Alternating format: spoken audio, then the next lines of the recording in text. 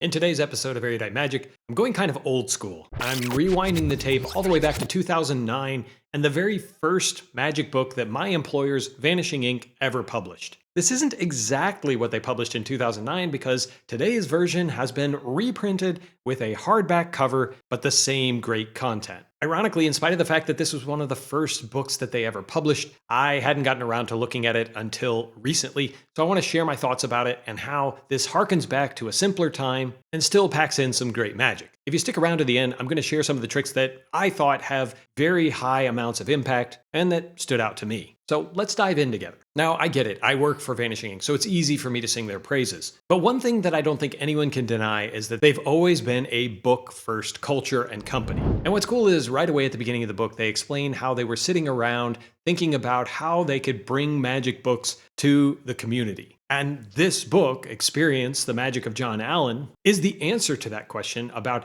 who's the first creator that they would want to engage with to bring their magic to the community in a book form. In case you don't know who Jon Allen is, he's a well-known British performer. And frankly speaking, I was not that familiar with his magic until he came and lectured at the Tricks Magic Convention in Charlotte, North Carolina a couple of years ago. Seeing him in person gave me a sense of exactly how great his magic is, which I'm sure many of you already knew. He's funny, his material is practical, he's clearly a worker and has put everything through its paces, and that's what you're going to find in this book. The book is approximately 200 pages of magic spanning a lot of different material. It reminds me of David Regal's approaching magic when it comes to the types of material you're going to find. It feels like Jon does a lot of walk-around style magic, and so most of what you're going to find in here is around that theme, but it covers a lot more than just card tricks, although there are some great card tricks in here as well. There are items in here with coins, rubber bands, salt and pepper packets, bills, credit cards, ropes.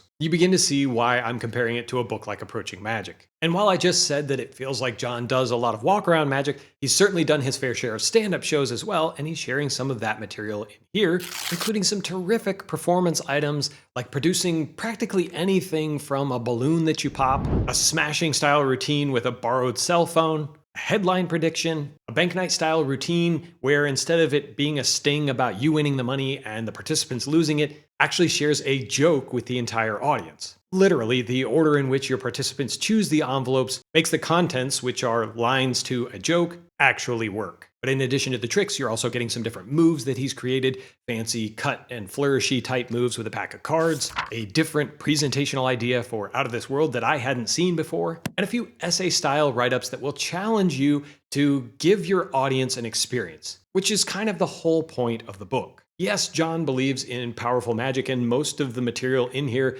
has its roots in classics of magic that play really well for audiences. But where Jon excels is in giving space for these routines to interact with that audience, to have some fun. When I first saw Jon lecture at Tricks, one of the things that really stood out, which is detailed here in the book, is how to have the simple act of something like signing a card turn into a moment of humor, impact, and emotional connection with your audience. I'm not going to spoil what he shares in here, but if you go to the back of the book and read in his ambitious card routine, instead of focusing on teaching you moves that you can do with your ambitious card, he's teaching you how to give your audience that thrill, that ride, and a way to make this play much, much bigger than the typical ambitious card routine. Jon Lovick does an exceptional job of writing up these tricks, providing you with what the audience might see, the items that you're going to need to pull this off, and then exactly how this should work. His write-up is accompanied by black and white photographs throughout that do a great job of showing you what you need to do. The book isn't pretentious. After all, this is such an early attempt by the Vanishing Inc. team to put out a book, and so everything just feels right. This is the type of magic that not only will inspire you reading it, but you will want to perform it. It's fun, relatively simple to do, and there's something here for everyone. I'm a mentalist, and there were things in here that I thought sounded like a lot of fun to perform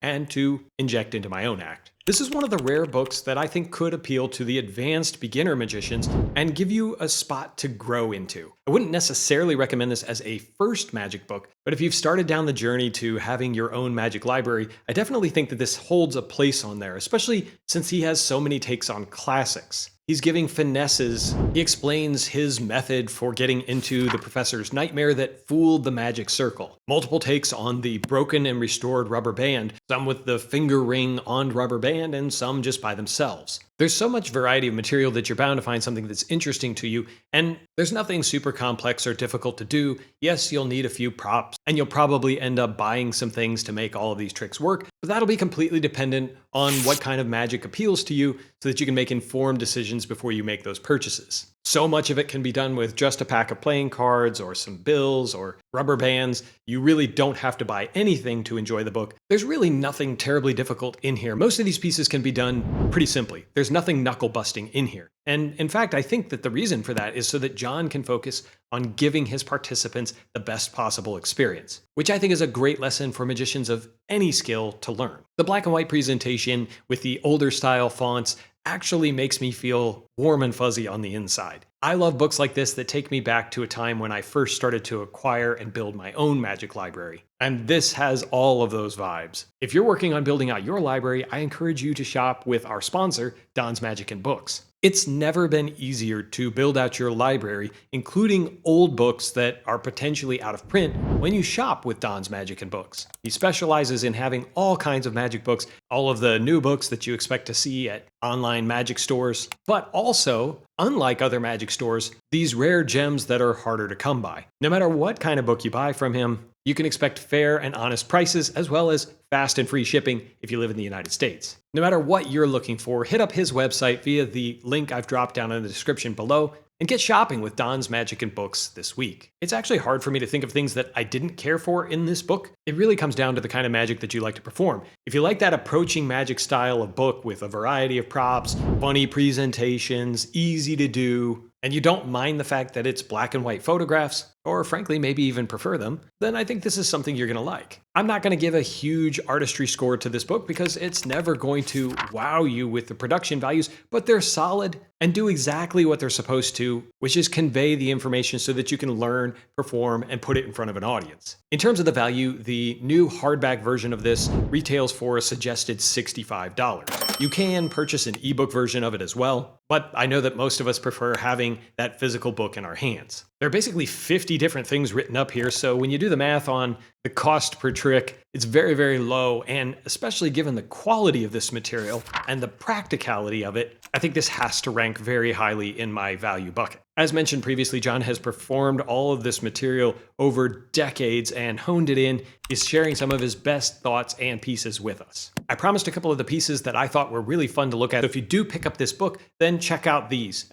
Ghost is a fun animated bill, and I like the fact that it doesn't go as far as being unbelievable as a floating bill, but does give you just enough magic to really blow the minds of your participants, and he proves a lot of different ways that he's not using anything attached to the bill. E.T. is his version of the ring on rubber band with a broken and restored rubber band climax. You might have seen other versions of this, but definitely check out his handling. I've done a review of Jon Lovick's Switch, which has all kinds of ideas for switching one bill for another, but I actually really liked the palm-up bill switch that Jon wrote up here for the first time, because it does offer a different perspective than is usual for the bill switch, and it just seems so open and fair and doesn't use any additional props. The grab it production, if you want to do a bottle or any other type of production, is a great way to get the attention of your audience as maybe an opener, and it just offers so much flexibility to introduce any prop into your act. You've probably seen a version of something like Signal Strength before, where you borrow a cell phone of somebody prestigious at your show, put it into an envelope, have them mix it up, and then start smashing those envelopes with a hammer until there's only one envelope left, the one with their cell phone. White Noise is a great prediction headline and offers a lot of flexibility other than predicting the biggest headline, which might not be something you want to talk about. I think that Out of Your Brain is a great presentational hook for Out of This World, with a completely different style than the usual black and red, and that presentational hook just works for me. And finally, don't miss out on his opening line that he developed over decades, because it gives you a lot of insight into how to prepare an effective opener. There's a lot of other really great stuff in here, so don't let my suggestions dissuade you from checking out all the other wonderful stuff. And if you have favorites from this book, I want to hear from you down in the comments below. If you've made it this far in the video, I recommend that you subscribe because you obviously love this content, and I'd love to engage with you more about magic books. If you like books like this one, then check out my review of Approaching Magic that I did for you. As always, friend, I appreciate you watching. And until next time, keep reading.